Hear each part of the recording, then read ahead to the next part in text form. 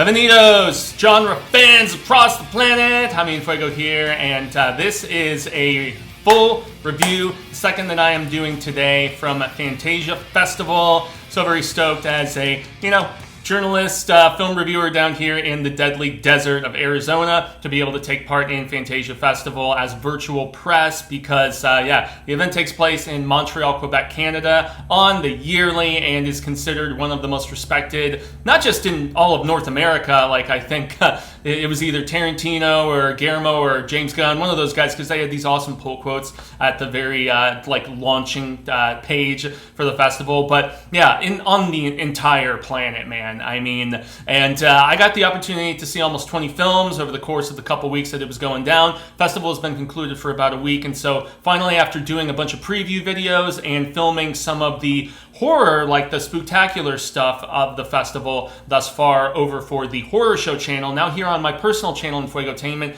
is where I have been tackling some of the less scarific and spooktacular sort of stuff. And so this is a feature debut that is coming at us from, I believe it's director Jody Wilson, just wanted to double check right there, and it's a film entitled The Bearded Girl. This is an interesting one because, first and foremost, I can't say that I've ever seen a film that, explores the just life of specifically. I mean, I've seen, everybody thinks of Freaks and, some of these other movies where, you have looked into, the circus, the freak show, whatever. There's been anthology episodes of different, spooktacular television, that have, covered some of these themes. But this does it with, dare I say, a little bit of whimsy and levity, but also, much more so on the dramedy, the dramatic comedic, sort of stage, but much more so, I think, it is a nice balance. It is maybe more, especially with a certain subplot I'll get to when we get into the story here in a moment. But yeah, this is, it was nicely balanced in the comedy, but yet also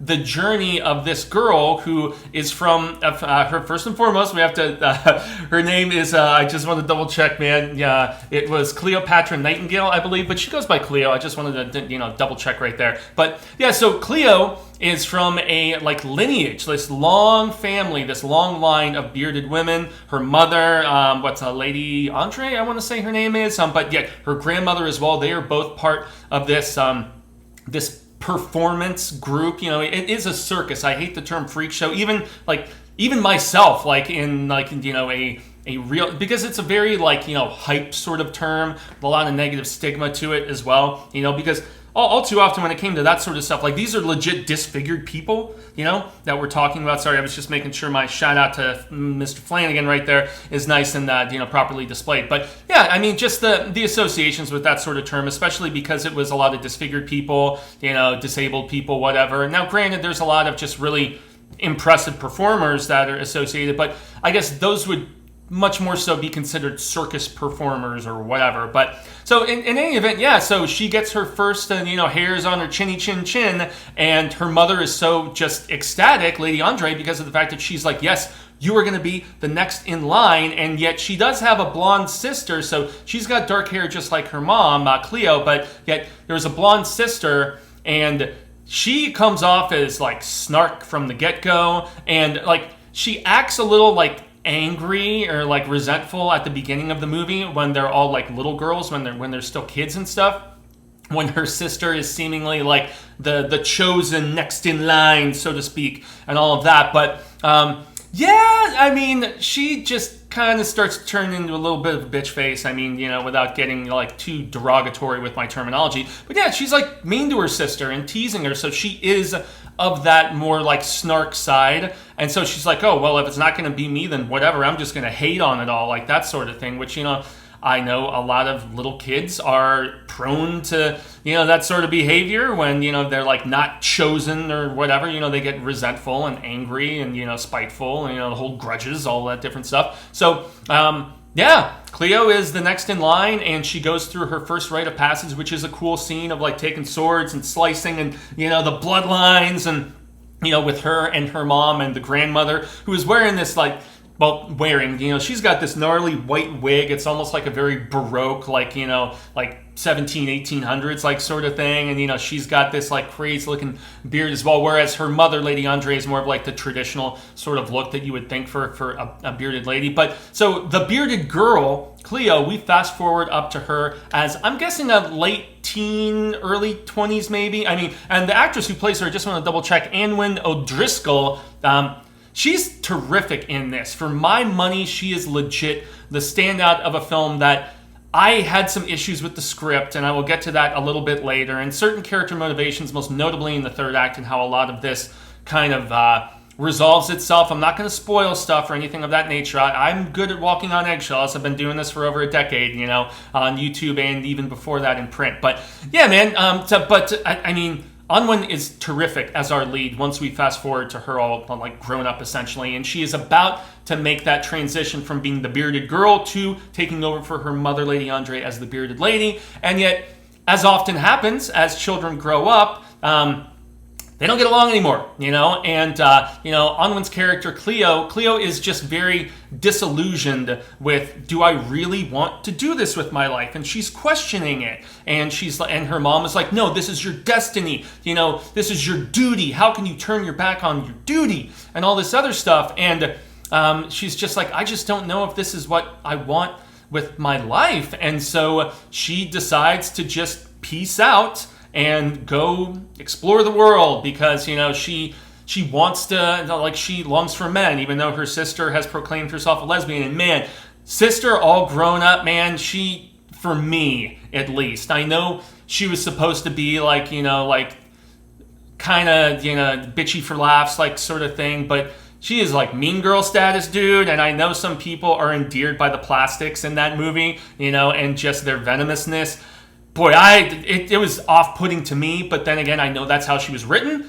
She embodied it very well in that regard. It is very funny, this scene where she, the sister, Cleo's sister, Blondie, who doesn't have the bearded, like, not deformation, or anything of that nature, but not blessed with, just, to being able to carry on the family mantle or whatever. But the matriarchy, as we would call it, obviously, Ken and Barbie would have something different to say. But so, yeah, man. So she has a very funny scene, Cleo's sister, where she's trying to charm this lifeguard girl, and she like takes her photo, and turns out they end up going out on a date later or whatever. But just back to Cleo going on this journey of self-discovery. And that's where I feel like the movie really becomes even significantly more interesting, because it turns into kind of this tug of war as we get into the second half of it. Okay, I still have a little bit of like guilt about, leaving my family, but yet where I felt like the themes didn't mash as well together is the fact that, without saying how things resolve or anything of that nature, I can understand the confliction for sure, but I also really sympathize a bit, coming from a family that wanted me to be one thing very deliberately and very specifically, the hands together says a lot about, the Reformed Baptist Christian upbringing. I know it's not the same thing, but as far as the general idea of a family that is very overbearing about, you are supposed to be this, and this is your duty, and this is how you were raised. And, Lady Andre even says to her at one particular point, I can't believe this with how I raised you, and so on and so forth. But, I think that Cleo's viewpoint and motivation for going on her journey is really important and very valid. And that's where, as we get into the second half of the film and, where I guess just the feeling like she turned her back on her family and all of that, I understand that sort of like tug of war going down, the internal struggle, so to speak, and especially when she gets involved with this biker dude who's like kind of a douchebag, and I mean, he's not like full on like just horrible. That is one great thing. Jodie Wilson, the director, she co-wrote this script with two other individuals. But the one thing that I feel like they did greatly with how they wrote all these characters, except for the cartoonish villains that I will get to here in a moment, which were like one of the most unnecessary things. But I know they were kind of a I don't know. They were a plot device, that's for sure. Yeah, even the love interest for her for a good majority of the movie in the second half when she goes out on her own, he's not like total zero idiot. He has his fair share of negative qualities. Well, not even negative qualities, just like less likable ones. He's not on her intellectual level. But I know lots of relationships where that's the case, whether it's the man or the woman, or LGBTQ situations or whatever. It doesn't matter. I mean, there is all too often a disparity as far as that sort of thing goes. It's rare that two people are on the exact same identical level. But yeah, that is one credit to the writing, and the fact that, he's not like a total bad person.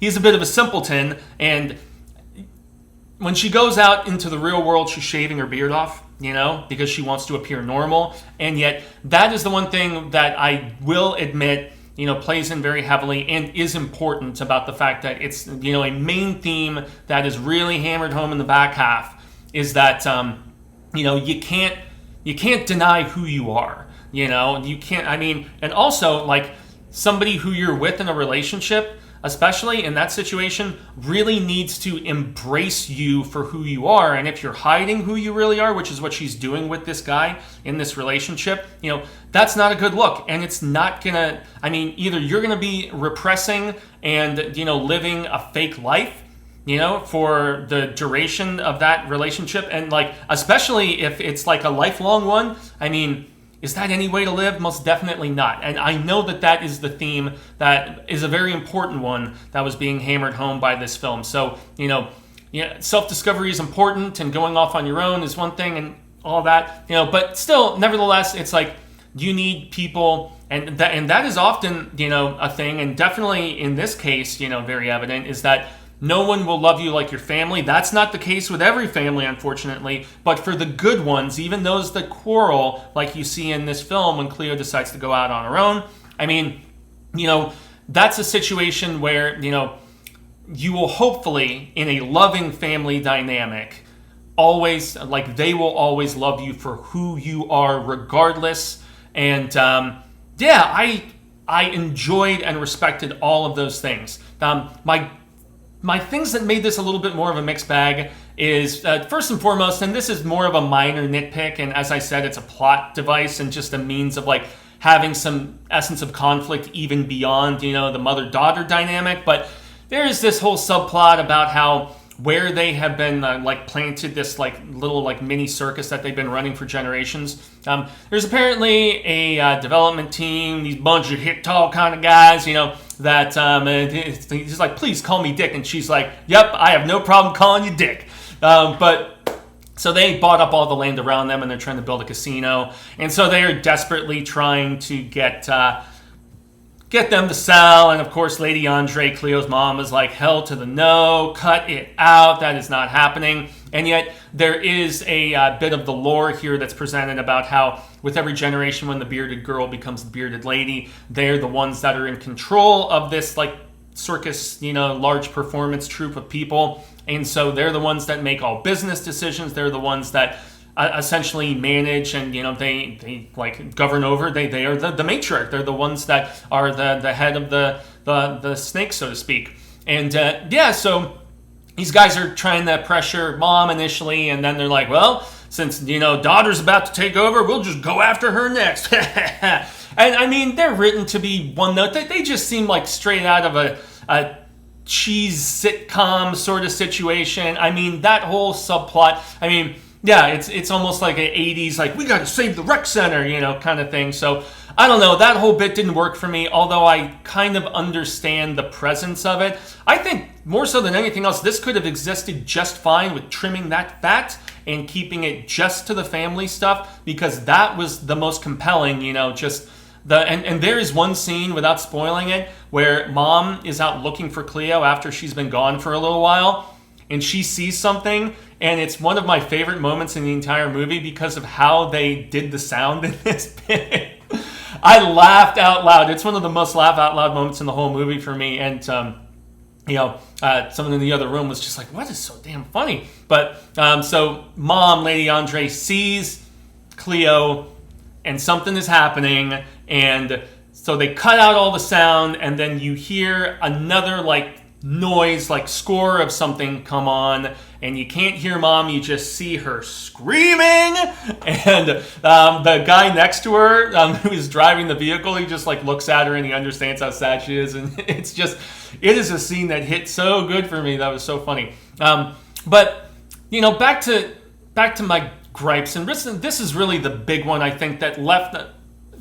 As great as the performances were from everybody top to bottom in my estimation, and as great as I felt like the characters were written, the third act and the way it resolves itself, and I'm going to dance around this a little bit, but it kind of ties itself up very quickly and very neatly. And, you know, it also like implements a dynamic of, so there's a bit earlier in the movie of, you know, changing acts up within, you know, within the space of this, you know, like circus performance troupe and whatnot. And, you know, Lady Andre is like, there's disregards about that and everything like that. But we get to something at the very end of this movie that involves music. And it just seemed out of place to me because it didn't really have, it wasn't like, there was no precursor to it of any kind at the very beginning or at any other point in the narrative. I mean, a mild mention of altering material is one thing, but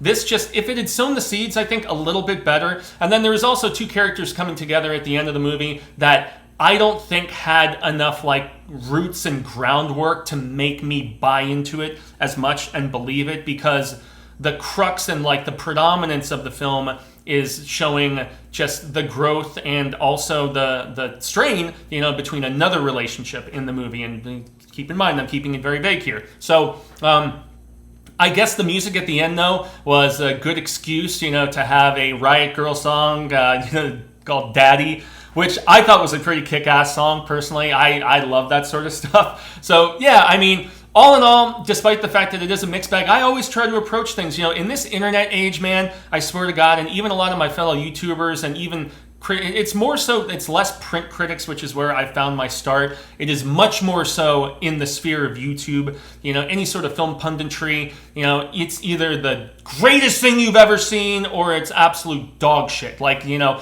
it is just these two extremes, and I can't stand that mentality. I always try to approach things, you know, from a mentality, you know, from my training as a, you know, journalist, and even in my film and media studies, you know, at the university and everything, like, you need to look at it from every sort of angle and look at positives, look at negatives, and all that different stuff, you know. As I always like to say in my reviews, bueno, malo, and feo, and that is my rating system as I wrap up this review of The Bearded Girl, Jodie Wilson's feature debut from Fantasia Festival. You know, so my lowest, you know, a 1 is feo, ugly, 2 is, you know, malo, bad, 3 is, you know, bueno, obviously, and then I go up to, you know, fuego, which is 4, and then nothing really ever gets, like, in fuego, like my name. That's maybe, like, just a handful of films, you know, that I've seen over the course of my entire lifetime. So this rests very squarely in the 3 out of 5 for me. This is bueno. I think that my criticisms are much more on the minor side because of the fact that, as I specified earlier and throughout this review, there are so many other positives, you know, especially on the performance side of things. I mean, the costuming was also great with all of the stuff we saw with the performers. Oh, and man, there is I hate to say like a drag queen, you know, RuPaul's Drag Race is obviously like really like popularized the term and everything, but there's a bit with an individual who is just dolled up, you know, like to the tilt, and you know, looks freaking fabulous, and is almost like a fortune teller, like sort, and you know, like astrology and things of that nature. Great every time that person, you know, had their couple scenes and stuff. So I just had to throw that at the end. So yeah, it's not a perfect film. Not all of it worked for me, but I still enjoyed it. I had a fun time. So I extend a grande gracias. I've been Jaime En Fuego. You can find me on all social media sectors like Twitter, Instagram, Facebook, YouTube. I do some of the others and like the threads and, you know, TikTokies and whatever. But yeah, that's more so for just like quick out of the theater shorts and reels and things of that nature. So liking, sharing, and subscribing here means a hell of a lot. I extend a merci beaucoup to all of the organizers, that gave me this virtual press opportunity. Keep an eye out over on youtube.com/The Horror Show channel, which is where the scarific stuff, we just put up Hold the Fort. I know Noise has already been banked. We have a number of others that are going to be going up with the festival having finally wrapped. But yep, I've been Fuego. Y'all have been Rad Status. And until next time, Sin amigos, hasta luego, and adios.